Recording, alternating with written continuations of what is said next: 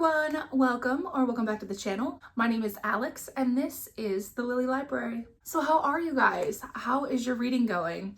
I'm having a really great summer. I've read some really stellar books and I've also read some duds, but I have been able to keep on theme this summer and I've only read summer-esque books. Now there's absolutely no genre structure whatsoever. I'm reading basically every genre, but only summer books. Oceans, mermaids, monsters galore.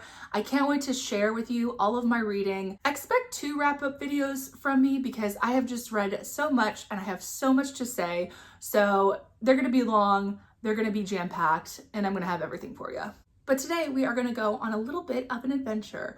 We are gonna go to one of my favorite independent bookstores, Poor Richard's Books in Frankfort, Kentucky. Now, Frankfort, Kentucky is the capital of Kentucky. A lot of people think it's either Louisville or Lexington because of the populations, but it is Frankfort. And despite it being the capital, it really is a quaint Hallmark movie town. There's so many incredible restaurants. There's a great wine bar. There's a coffee shop connected to the bookstore. And of course, Poor Richard's Books. So I filmed a walkthrough of my shopping experience, and I don't think I'm gonna do a voiceover just so you can really enjoy the ambiance. First floor is home to all of their new fiction, nonfiction, and children's books. It also has their rare books. And then if you head into the attic, which is on the second floor, it has all of the used books. The second floor of Poor Richard's Books is such a special place. It is chock full, floor to ceiling, with all used books that have been loved, that have been read, that have been annotated. The wallpaper's peeling, but there's still artwork everywhere.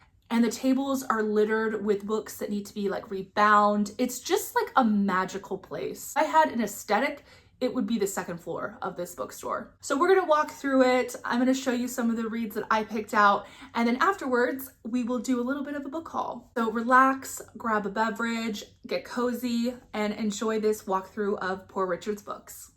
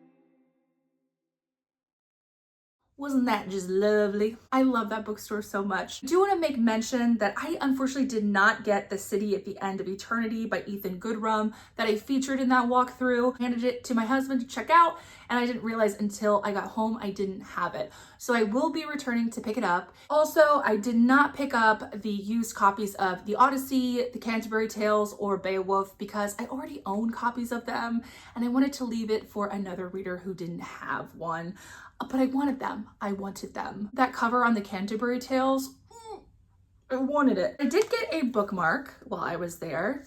And this one says, banning books gives us silence when we need speech. It closes our ears when we need to listen. It makes us blind when we need sight, by Stephen Chbosky.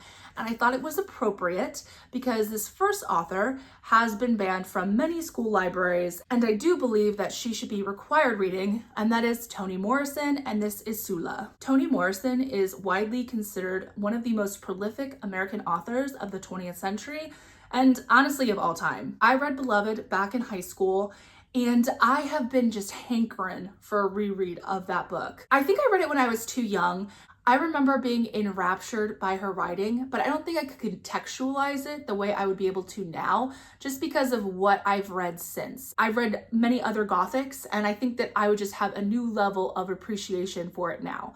So I've been on the lookout for it. They didn't have it at Poor Richard's Books, but they did have Sula. And I think reading another work by her is long overdue. Sula is a story of two women who grew up together in adversity and later in life were separated by an act of betrayal. One of the women becomes a community leader, the other one becomes a pariah, and it's just about their stories intertwining. Toni Morrison writes love and grief so vividly that I can't wait to cry reading this. It's gonna be great. The next book that I picked up is Beast by Paul Kingsnorth. I didn't realize when I purchased this that this is a companion piece or prequel to the author's debut novel, which is The Wake, and this takes place 1,000 years before the plot of the first book. So the good news is that if I love it, I have something to go to and read immediately. It's about a man who is alone on a moor in the west of England, and he is dealing with internal conflict and the elements, but he also believes that he is being stalked or hunted down by something. This was a pure bookstore pickup. I had never heard of it or the author, but the cover intrigued me, and then I read about 3 pages and the writing was beautiful. I was in. And come to discover, when I was looking at his previous publications, he also wrote a nonfiction book called Confessions of a Recovering Environmentalist and Other Essays. That immediately caught my interest, and I headed to Goodreads. That book is actually about him being part of the environmentalist movement as an activist, and then becoming disenchanted with it when he realized that the human species as a whole wasn't willing to make the personal sacrifice required to save the earth. So he came up with his own ideology around it called dark ecology. It essentially is about returning to a more natural way of living and to stop focus on the progress of technology. That I will also be picking up. And that's the incredible thing about independent bookstores. You go in not knowing what to expect, and you come out with potentially a new favorite author. We'll see how I feel, but I'm very excited. The next book that I picked up is This Other Eden by Paul Harding. Now, this was a critical darling last year. The winner of the Pulitzer Prize, it was a National Book Award finalist, and it was shortlisted for the Booker Prize. It takes place at the beginning of the 20th century on an island off the coast of Maine that has become a refuge and a sanctuary for interracial couples. And it seems like conflict arises when new political ideology is introduced onto this island, and I can only imagine tragedy probably ensues. It seems like there are a lot of biblical parallels in this. Obviously, the title, This Other Eden, and then it references on the back Noah's Ark. I also think that this was based off of a true story. I will investigate further when I finish the book. So This Other Eden looks really good. The next book that I got was Cassandra Singing by David Madden. This is gonna be weird. This is gonna be a weird one, pre-warning. It takes place in the eastern Kentucky mountains, and it is about a set of siblings The brother's name is Lone McDaniel, and he is kind of a daredevil, a rebel. He is doing anything to kind of escape the reality that he is in. And then there's his sister, Cassie McDaniel, who lives vicariously through him to the point where it becomes a little bit of obsession, and there seems to be an incestuous relationship happening. Listen, this clearly isn't going to be for everyone. I am really drawn to these types of stories. They're gritty, they're dirty, they're raw, but they're real and they're true. And I read the first couple pages and the prose is stunning. And also there is a blurb by Joyce Carol Oates on the back, so I just know it's going to be effed up. If it takes place in rural Kentucky, I'm going to be reading it, even if we might have sibling relationships, okay? And then the last book that I got was a staff favorite. I always suggest asking your booksellers for their recommendations. They know what's good. They know what's up. And this is from Mark, I believe. And he said that this book is going to be tragic, hopeful, vivid, sympathetic characters, and a look at what Florida might become as a result of climate change. And so I'm in. This tells the story of Wanda and her family. Wanda is born when the climate crisis is happening, and she is in Florida, which seems to have become destitute after a major hurricane. And it is about facing the reality of what our future might become and seeing the beauty and the power of nature. So not only was it a staff pick, but it also sounds incredible. Can't wait to read it. So that's my book haul. I hope you guys enjoyed. Like I said, I will be back with my wrap-up videos very soon. I am still reading my summer reads, even though I am so tempted to pick up fall. We're still in August, and I need to take my time. Stay tuned for more videos coming up, and I hope you guys have a great rest of your reading week. See you next video. Bye!